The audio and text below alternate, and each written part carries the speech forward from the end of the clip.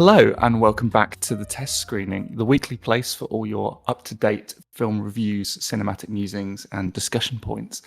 I'm Billy. And I'm Chloe. Before we get into the discussion points for today, I'd like to bring everyone's attention to a very exciting new addition to the format that we will be introducing next Thursday, whereby I will be conducting our very first test screening interview, where I will be interviewing my good friend Harriet Taylor, who's a cinema curator, writer, and producer, who recently put on a gender and trans focused season of films on at the Watershed, which I was lucky enough to attend the screenings of and the post screening discussions, and we got to know each other through that. So it's a really fantastic discussion. I really enjoyed discussing and unpacking the season with her, and I'm really excited for everyone to hear it. That's next Thursday, our first test screening interview episode. I'm really excited for people to hear it. I was editing it the other day, and it is a really interesting discussion. Some great films, a lot of films that I'd never heard of, so it was really interesting to hear all about them. So last week we spoke a little bit about the Three Colours trilogy being back in cinemas, and I do believe that the second one is now out, so that's Red. Is that right? No, so Red's White, which is the second one, has already screened, and because it was during the period where we were off for the Easter holidays, and Red, which is the final part of the trilogy, and also the one that most people consider to be the strongest of the three, that is out now, screening at the Watershed and also nationwide in other cinemas. They're great films and really interesting pieces of work and significant in the canon of foreign cinema, and I would urge anyone to seek those out. They're also going to be released on a new remastered special limited edition 4K Blu-ray set, which I've seen the picture of on Amazon, and it looks very nice. And I know for a fact that you will be getting that. I will be getting it. It's got a quite hefty price tag on it, but I think I could in a little while. I think I'll be able to justify it. But no, they're certainly worth seeking out. And I think on next week's episode we'll be talking about the trilogy as a whole, because I think it's easier to speak about them together when you can kind of compare and contrast themes, thematic connections, and underlying plot points between them. But they're very much all worth checking out. So yes, look forward to that review on next week's episode. Me too. And now moving on to, so I've been wanting to talk about this for a while. Obviously, we're off for the Easter holidays when a lot of this news came out. So HBO Max and Warner Brothers have just announced a new Harry Potter TV show. A reboot. The original cast aren't coming back, but J.K. Rowling is involved. And apparently it's going to span 10 years, with each book being a series of the show. And I've got opinions, but I'm going to go to you first. What were your thoughts when you first heard about this? Dismay. That was my initial thought behind it. I mean, having thought about it more since the initial announcement, my feelings have grown and become a little bit more complicated. But my initial reaction was one of, oh, really? I mean, I do have a bit of a sentimental bias, as I'm sure a lot of people do, because the initial series of Harry Potter films are one, so perfectly cast with Rupert Grint, Daniel Radcliffe, and Emma Watson. And also, they were a cornerstone of my childhood, a big part of, forming a cinematic interest at a young age. And there's such a big emphasis on reboots and sequels and less of an emphasis on original IPs at the moment. It really just makes me go, why do we need to retread over this established material when we already have such a great and popular, juggernaut, both box office and culturally adaptation that already exists, and everyone's kind of considers is not perfect, but about as good as we're going to get in terms of the casting and adapting the various novels. Yeah, I sort of just viewed it as very, very unnecessary. Having thought about it more since the announcement and sort of like looking past my initial gut reaction, there is the interesting point of how much the films have left out of the novels. And people have made points that whilst they love the films, there is stuff they would have liked to have seen from the books in the films. And I suppose because each season of this announced TV show is going to comprise, the full length of the novels, there is a lot more sort of script real estate there to be able to more fully adapt all the material in the novel, which is in itself an exciting prospect. But then you also have the impossibility of how do you even begin to cast this when we already got people who so perfectly embodied the characters beforehand. I haven't read the book, so I can't really fully link in with that excitement factor for it. But I do think there's an interesting opportunity there. Well, I don't know. I've read up to Goblet of Fire, and then I think I took one look at Order of the Phoenix and thought, too many pages, not enough time. that is a thick boy. Yeah, by that time I was kind of becoming a little bit, not as interested in it as I once had been.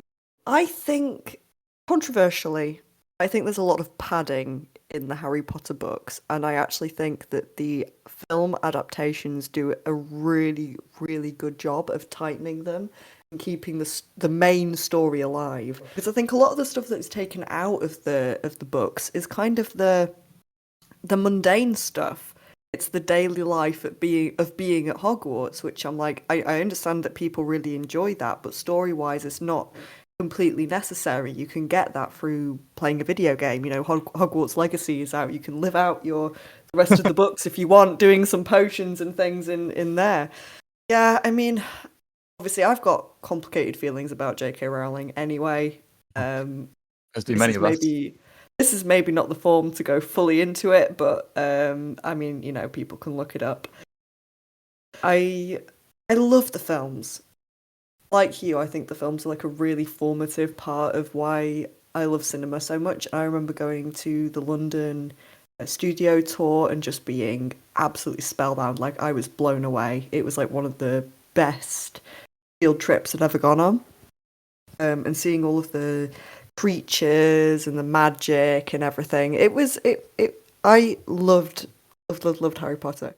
The whole thing just really stinks of a cash grab to me. I think it's HBO Max's last ditch effort to kind of play with the big kids, which is interesting because HBO makes some really, really good content, but what it's known for is creating high quality content, not necessarily high quantity content enough to compete with Netflix and Disney and even Apple in some cases. I'd say HBO Max is more similar to Apple in a lot of respects, where it's kind of more high budget, high drama than, the array of things that something like Netflix can offer.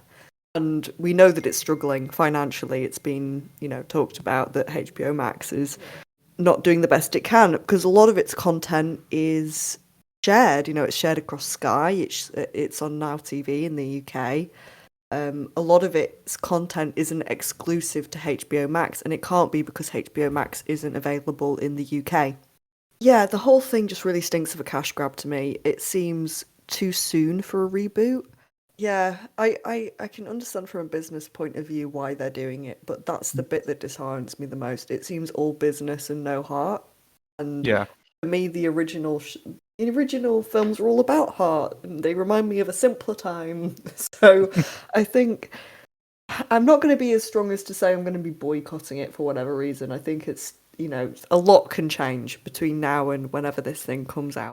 There's also an interesting point when you consider, the current sort of model within TV at the moment, the business and producing model, because TV seasons, especially ones of the kind of the budget and scale of HBO shows, they take so long to produce, a very significant span of time. And, when you're working with young actors playing children, child characters who grow over the course of a series, but, you've got, they've said it's going to last 10 years, we've got all 7 books to go through. I believe, production on the films was, kind of almost practically back to back. and that meant it was sustainable and it worked in terms of the progression of age with the characters. In the current business model with TV at the moment, with the gaps between seasons, is it really going to feasibly work with the characters? There's a big question mark on that. I mean, we've already kind of seen, sadly, Sex Education fall foul of both blossoming careers for the young cast, and also just characters kind of in a way getting too old to play teenagers. And I think also I watched Derry Girls recently, and that managed to avoid that by being a very short and compact 3 seasons. We need to talk about Derry Girls. I didn't realise that We you'd do. watched Derry Girls. Oh my Yeah, god. What a show. what a show! It's amazing. One of my We will all-time do favourites. a review on a future episode. It's a modern comedy classic. I absolutely love it. But It's yeah, so great. that does have a lot of people concerned, and there's sort of a lot of online discourse around that issue with this series as well. Does it feel to you that Harry Potter ever left? Because I feel like it's always, at least for me, Yeah. it feels like it's always been everywhere. Like, I mean, to be fair, I worked in a Primark for a while, and Harry Potter stuff is literally everywhere. You are surrounded by it. But I always felt that Harry Potter was always within the culture. Like, there isn't much to reintroduce to people. Yeah, I think with the advent of the video games, and also just how ubiquitous in general the films and the merchandise and the universe is, even though it obviously there isn't the rapturous attention on it like there was in the 2000s and the early 2010s when the films were coming out, yearly or bi-yearly. No, I don't think it ever really did fully disappear, which kind of again makes it seem more ill-advised.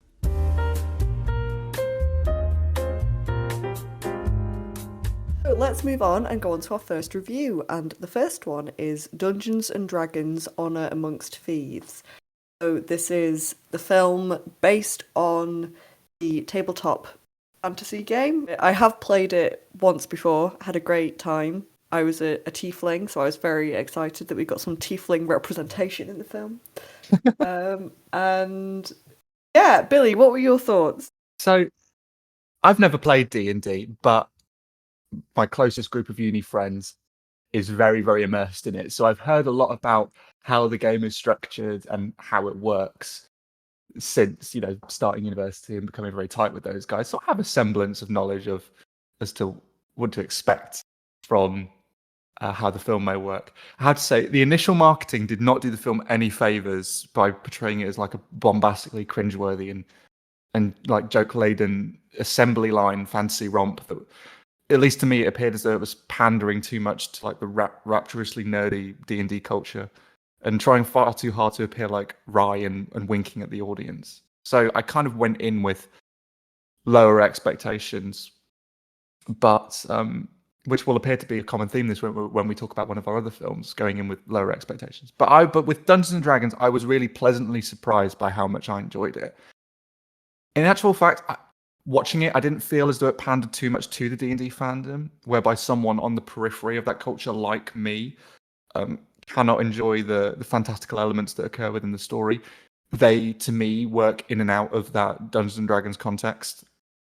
However, knowing what I do know about the structure of the game from our friends who are so deeply ingrained in it and play it so regularly, I was able to recognize and appreciate some quite clever gags about the zaniness of processes used to cast some spells and the backstory exposition for characters and like very dense layered flashbacks that can get quite complicated.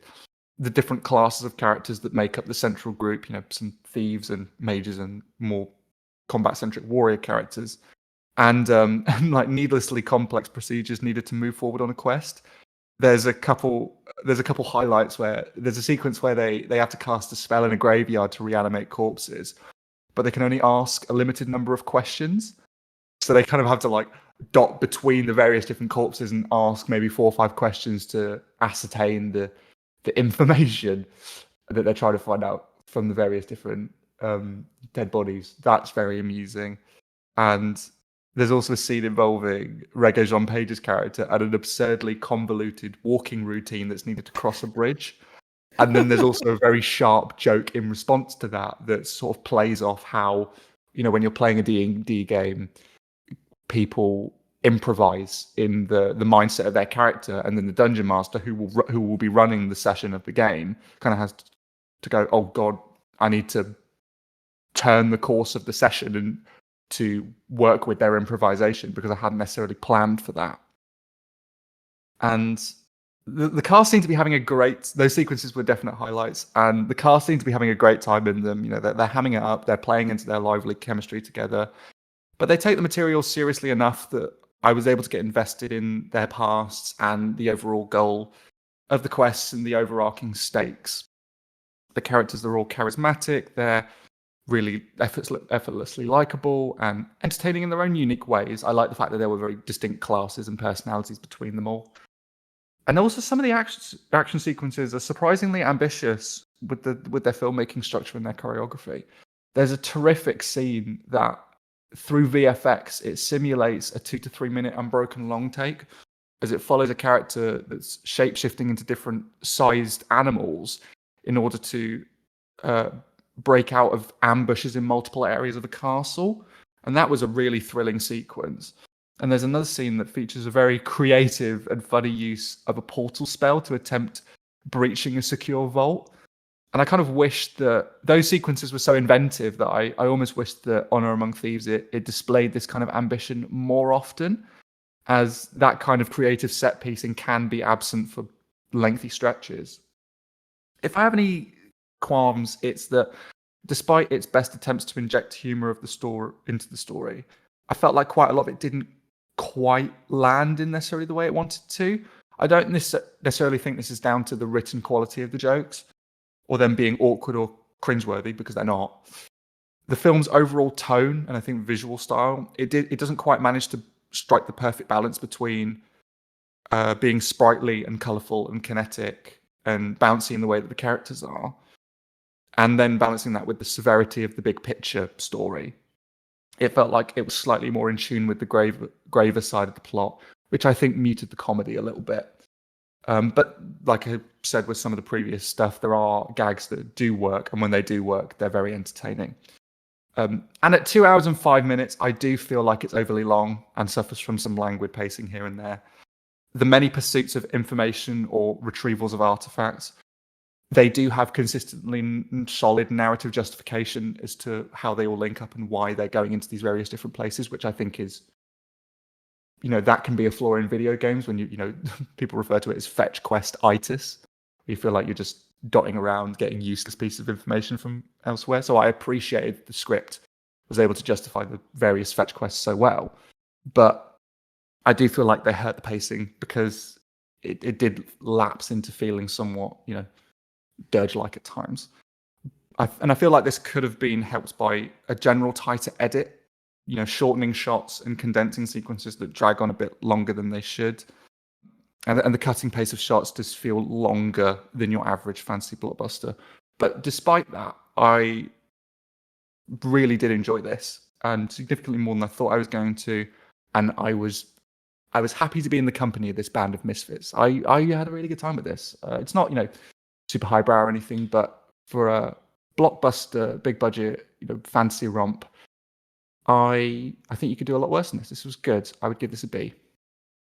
I really enjoyed this as well. I think I struggled with it at times because it felt a little bit like a fantasy copy of Guardians of the Galaxy. Yeah, that's very apt. Like almost like character for character.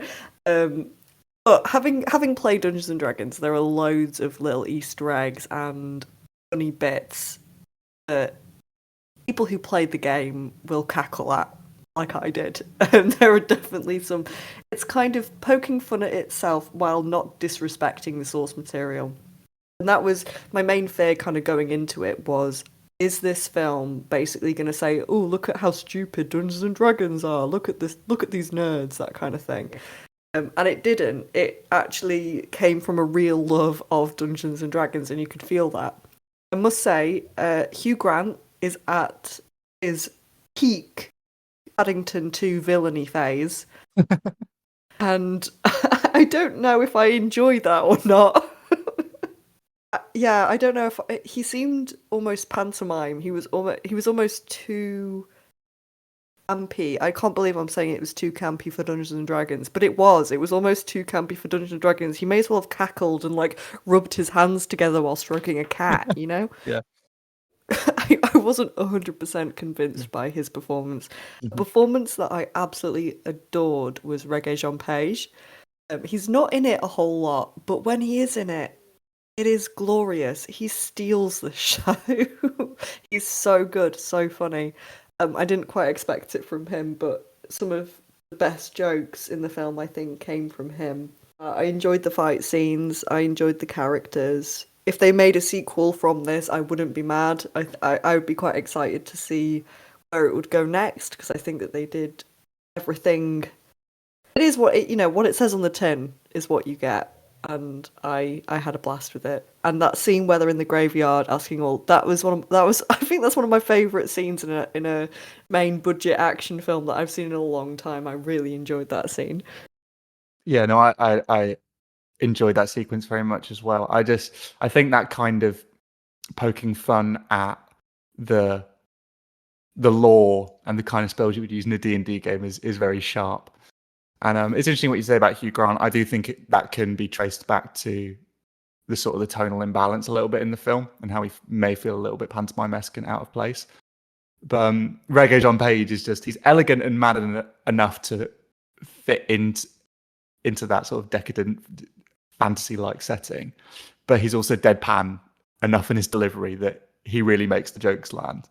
But yeah, no, very, very solid all around. Okay, so moving on, and this is our second suggestion. So we asked you on Instagram to send us suggestions of films from the last 15 years that you think are almost criminally underrated. And we got some great suggestions, just a few honourable mentions. We had About Time, which I love that film. What a great film. We also had Arrival, which I agree, I think that film is underrated. I really enjoyed Arrival. It was a really good one.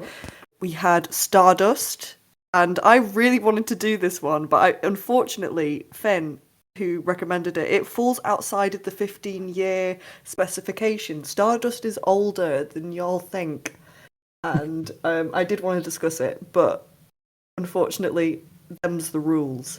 It does deserve more love, Stardust. I'm just going to throw that in there. Correct. So, the one that we ended up going with was our good friend Patrick. He recommended Beasts of No Nation, and there is a lot to talk about with this film, and quite a few interesting reasons as to why it's underrated. So, really, what is it all about? And maybe tell us a little bit about the context of this film, because it's got quite an interesting release story. Yeah, so Beasts of No Nations is a war drama from 2015, directed by Cary Fukunaga, who's a Japanese-American director who is probably most famous for directing the James Bond film No Time to Die, the 2017 reiteration of It, and also the critically and fan adoring series True Detective, season 1 of that show with Matthew McConaughey and Woody Harrelson, which is often heralded as being one of the greatest limited series in television history.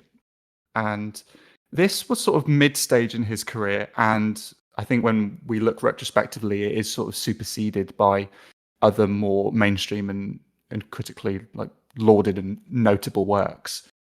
But Beasts of No Nations is really interesting for a couple of different reasons, both the way where it's positioned in Cary Fukunaga's filmography, but also the fact that this was the first ever Netflix original film. I think the worldwide distribution rights were bought by Netflix at the Venice International Film Festival for I think $12 million.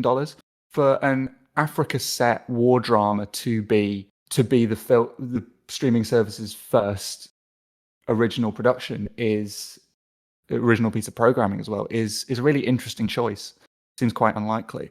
And also Netflix sort of rolled it out with a simultaneous theatrical and online release, which seems a lot more commonplace now, and we wouldn't necessarily bat an eyelid now, with the advent of streaming. But at the time, this was a really big shakeup in the industry, and it meant that the film kind of had a very difficult release because the four big American cinema chains considered the online release of Beast of No Nations a violation of the traditional 90-day release window of exclusivity to theaters. So AMC Cinemas, Carmike Cinemas, Cinemark, and the Regal Entertainment Group, four of the largest theater chains in the United States, publicly announced that they would be boycotting Beast of No Nations, which effectively downgraded it to a limited release at smaller and independent theaters, which is very interesting considering, it played at one of the biggest international film festivals in the world at Venice. And there was a lot of Oscar awards buzz around it, which it ultimately didn't end up receiving. And I think that's a real shame because when you actually watch the film, putting aside the context, it's a really impressive piece of work for many different reasons. It centers around a boy called Argu in an unspecified West African country. The film is shot in Ghana, so people tend to refer to it as being set in Ghana, but the film doesn't actually specify where it's set. He is living in a small village with his parents and is living a peaceful life. The village is located within a buffer zone enforced by some local military groups. They are informed that the government has fallen and military-aligned rebels have seized control of the country, and civil war then breaks out and displaces them in the village.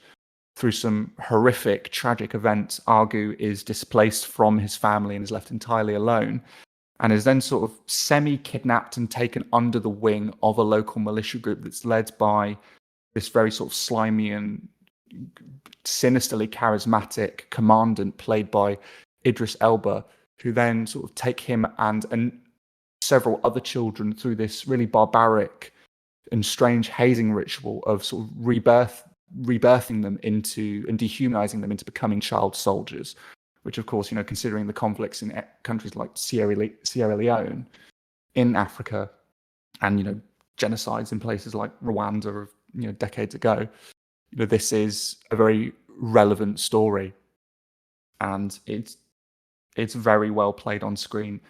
The performances are extraordinary. Abraham Attar, who plays the young boy Argu, is a total revelation. He's able to so naturally shift emotional gears between streetwise smarts and determination when scamming money out of a village local, and then distress and horror at being displaced from his family, and the cold, sadistic dehumanization as he's like mercilessly molded into a hardened and unfeeling killing machine.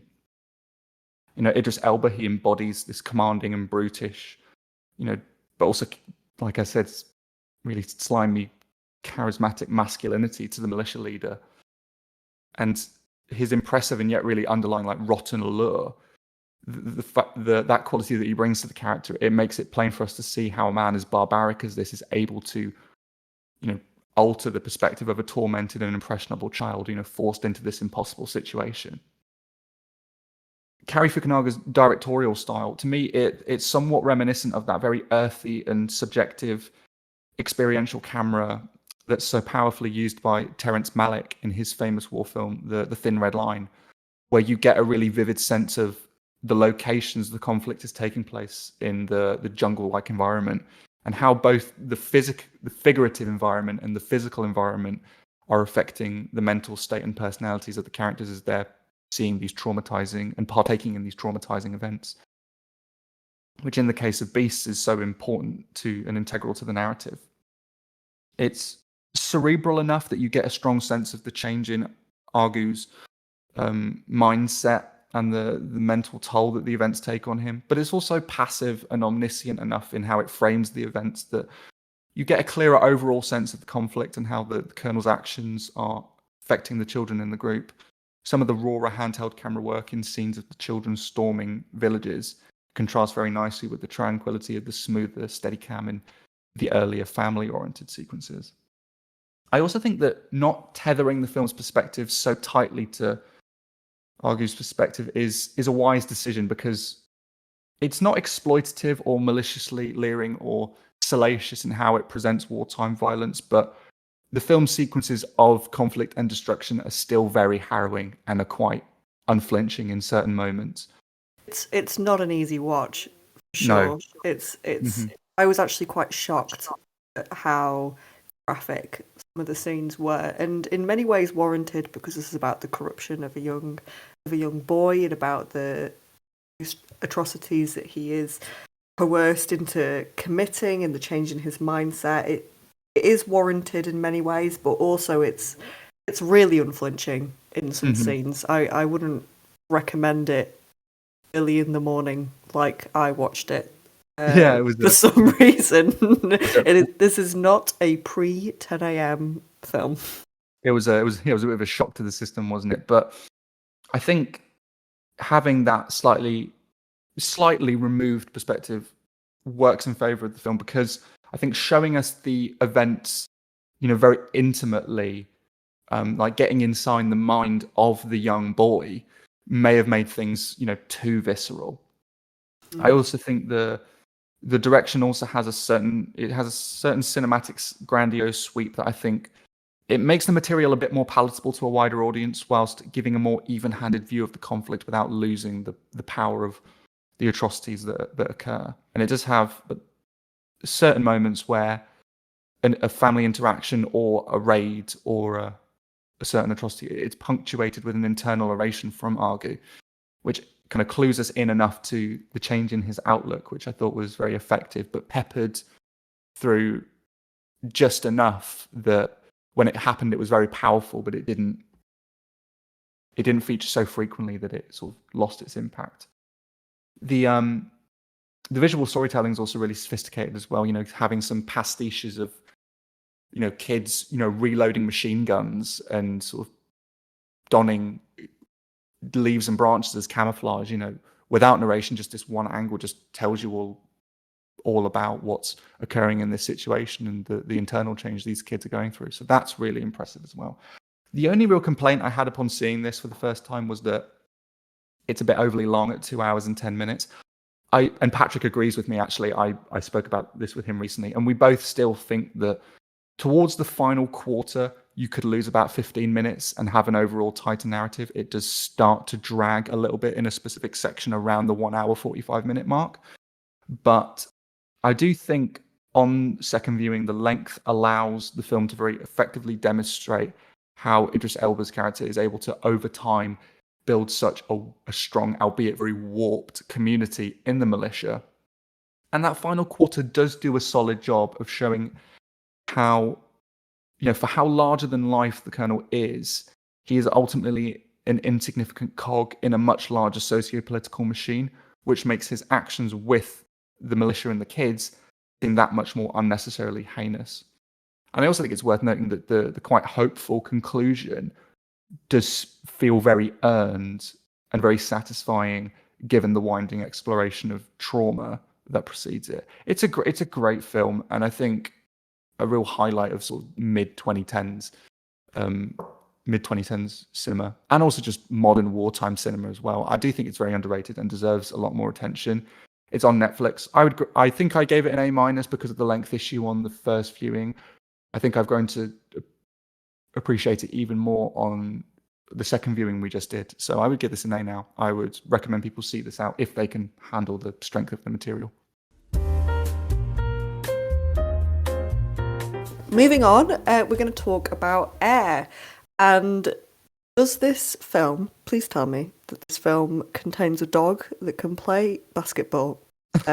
Because that's the only thing I really need to know. I wish it did. That would be a highlight of the cinematic year. But no, it's still a fairly plays itself very straight biographical sports drama, and centering around the making of the Air, the Nike Air Jordan, the famous shoe, and that Michael Jordan wore, his contract with Nike that brought him to such widespread acclaim in the world of basketball and led to him becoming having the notoriety that he did, and also the organization of Nike having the financial success that they did, and Michael Jordan leading to becoming the considered to be one of, if not the greatest competitive athlete in the history of competitive sports. And it's kind of an interesting story on the surface. I have to admit that I wasn't especially excited going into Air, and my expectations weren't particularly lofty. I didn't think it would be bad or terrible, but the trailer did somewhat smack of a by the numbers, kind of blandly inspirational and pandering sports/numbers focused drama with an underdog businessman making a ploy that no one believes and will eventually change the course of their entire industry. It felt like a very well-worn narrative model, especially with like the brash 80s rock hits soundtracking the promos. I felt like it would be cut from the same cloth as a film like Moneyball, only much less earnest and ratcheting up the cringe factor by several notches, even with Ben Affleck in the director's chair. I must now hold my hand up and say that I was being far too cynical. Well, maybe not based off the promo of the trailer, but when it comes to the prospects of Air actually being a quality sports drama, I was pleasantly surprised again by how much I enjoyed it. A lot of this, I think, comes down to the quality of the writing and the performances. A lot of people were excited about the reunion of Ben Affleck and Matt Damon, given the classic status of Good Will Hunting and the fireworks that happen script-wise when they come together. The script isn't actually written by either of them. It's penned by Alex Convery in his first ever screen credit, which is kind of crazy to think that this is his first writing outing on screen. But the tone of this dialogue, it has that similarly acerbic and elegantly volatile verbal beatdowns with intellectual musings that Good Will Hunting kind of has. They were supremely entertaining to witness on screen then, and it certainly is now seeing it in Air too. Although he does have his own specific voice, Alex Convery, which is also good to note. And to hear this well-executed linguistic ballet of like business jargon and prickly grudges and sports statistics and insults so fluidly roll off the tongues of the characters, it's very satisfying. It would get stale, however, if Convery wasn't so adept at threading in these kind of humanistic touches and making the characters' past relationships and frictions take a very strong presence in those exchanges, which then complements those working relationships and those character arcs. This is particularly true between the arguments of Sonny, Matt Damon's character, and the CEO, Phil.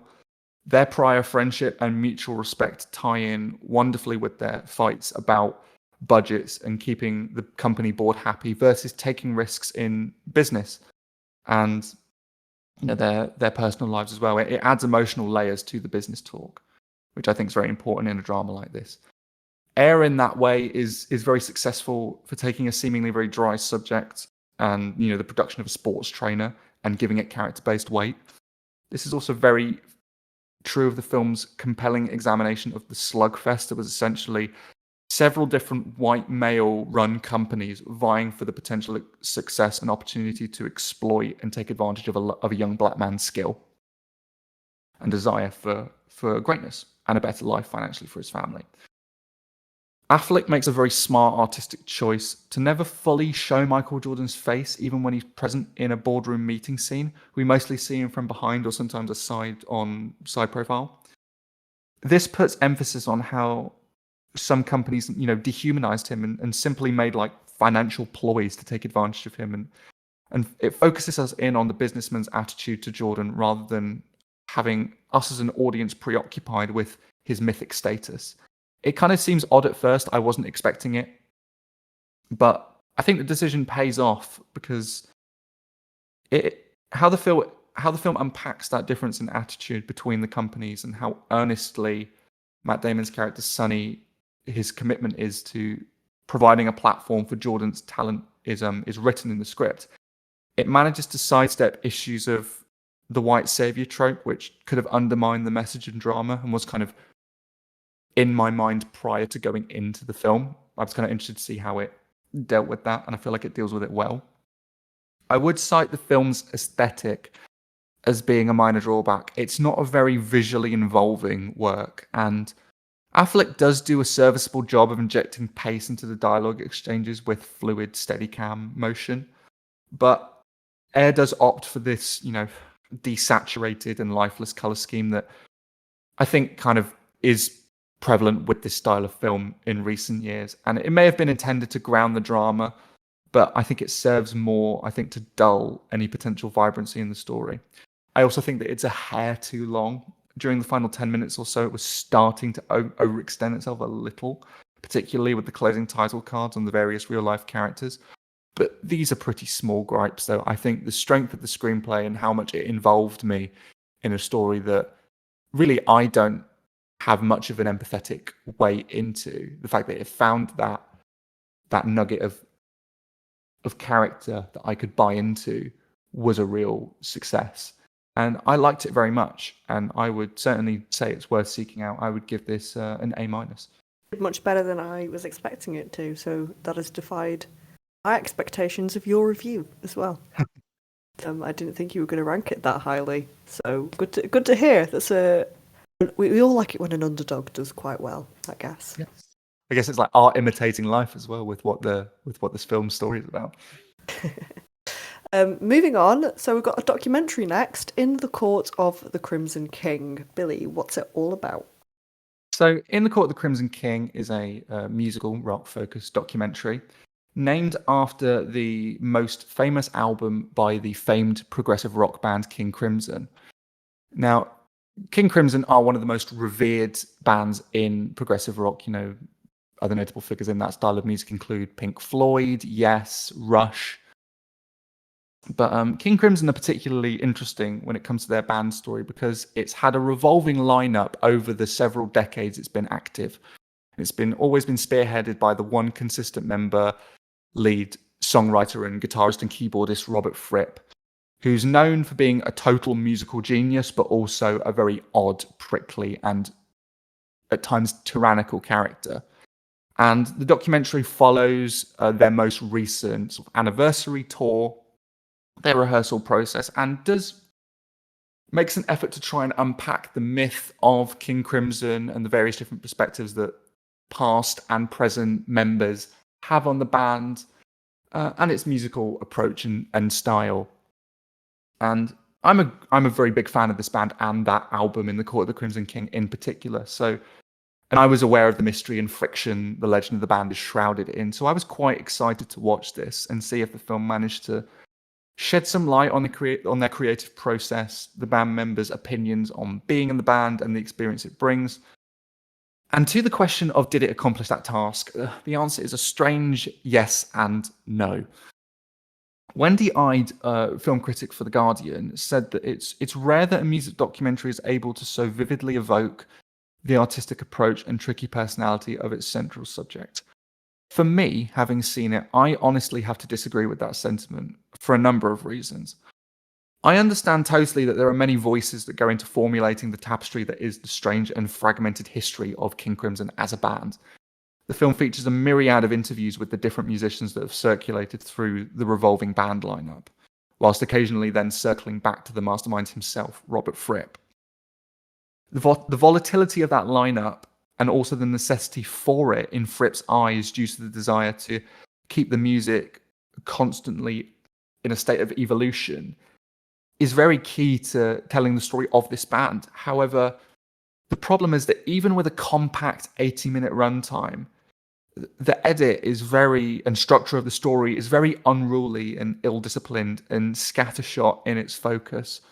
The many conflicting perspectives on the band's music and approach to songwriting from the various members that are interviewed, it coalesces very clumsily into this melting pot of different perspectives and voices, which are ultimately actually lacking in substantive ideas due to the fact that the doc never really has the precision to clearly distill a notable or impressive aspect of the band's songwriting process.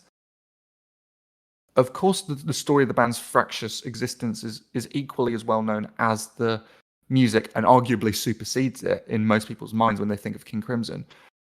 But there's a great opportunity here for the juxtaposition between, you know, a militaristic and dictatorship-esque working environment versus the euphoria of musical genius and lightning in a bottle performances.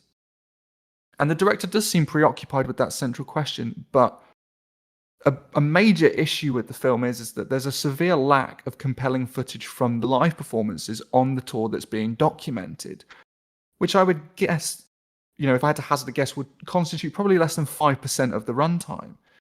And even when we do get some performance footage, it's more from the band's rehearsals rather than the actual live shows they put on the tour. And for me, that severely undermines that thematic conflict. How am I supposed to come to a conclusion if the peak of the band's musical accomplishments and instrumental magic is never portrayed to me on screen? And that would, of course, be mitigated if the human story of the band was well developed. But it's so meandering in how it zigzags between members that it renders this area of the film ultimately pretty ineffectual. The interest that is piqued in me hearing the band members describe the masochistic process of being in King Crimson, that's really compelling to me. But the structure and lack of focus, it kind of smothers those ideas. And there's some interesting interviews as well with audience members about that masochistic relationship between the band and going and seeing them, and how they don't want anyone taking photos. Robert Fripp sometimes in interviews and stuff has expressed sort of contempt for the audience, but that kind of plays into the very unique experience of seeing the band live. But again, this only forms a small part of the film and doesn't really coalesce into something representing a coherent idea. There's a certain amount of pleasure in having this closer proximity to such a world-class musician and a notorious musician as Robert Fripp. But I was disappointed in how little he actually featured in the documentary. I do have to acknowledge that this may be in part due to the fact that the man himself is very evasive and hostile and at times visibly uncooperative with the production on screen. There's a point at which he actually says as the director's trying to follow him, he says, the fact that you interviewed me this morning, it affected my playing. It was in my mind. I didn't want it there. So this may have been difficult to avoid in the filmmaking process, but I think in terms of the final project, just judging that on its own, it hurts the documentary. And I didn't feel as though that by the end, I was any really closer to understanding the personality or creative approach of Robert Fripp, which was essentially the main draw to me. It's a shame too, because there's a fantastic moment where Robert Fripp, he retells a story of a compliment he received from a musical idol of his, and he seems legitimately moved. He sheds a couple tears as the camera, glacially pushes in on him for what must have been a full 60 seconds. It felt like a very long time. And I found myself wishing material like this featured more often, although it may have been tricky for the director to get hold of that material because of, Robert Fripp being evasive. It also doesn't help that the sound recording for the interviews is poor, as is the drab and lifeless grade, and little attention given to framing the interviews in a compelling manner, and this quite harsh, overexposed lighting. It's not, I would say, bad, but I was quite disappointed by this documentary, especially given, what I hoped the film would offer to me in terms of ideas and explanations for a band that I have loved and been a fan of for many years. I would say overall I'm pretty indifferent to this. I would give it a C+. Other people may get more out of it than I did, but that's just my feelings on it personally. Moving on to a film that will bring us a little bit more joy then. Oh, yes. This is Wolfwalkers. It's an animated film. This is a re-release, right? This was released a while ago. Yeah, so this initially came out in 2020, I think sort of coincided with the start of the pandemic. And because of that, it meant it was largely released online. It was and is still streaming on Apple TV Plus. And it had a re-release this past weekend, 14th of April to the 16th of April at the Watershed, and also may be playing elsewhere too for longer periods of time. And it's an independent animated film, which is always great to see, considering, DreamWorks and Pixar, dominate the animated field generally. And it's such a wonderful, wonderful work. And it's set in Ireland in 1650 during the colonization of Ireland by the British Empire and England. And it follows the story of a young apprentice hunter who arrives in Ireland with a father during that time of colonization, but also a time of superstition and magic. And the country are trying to wipe out the final supposed wolf packs in the forest.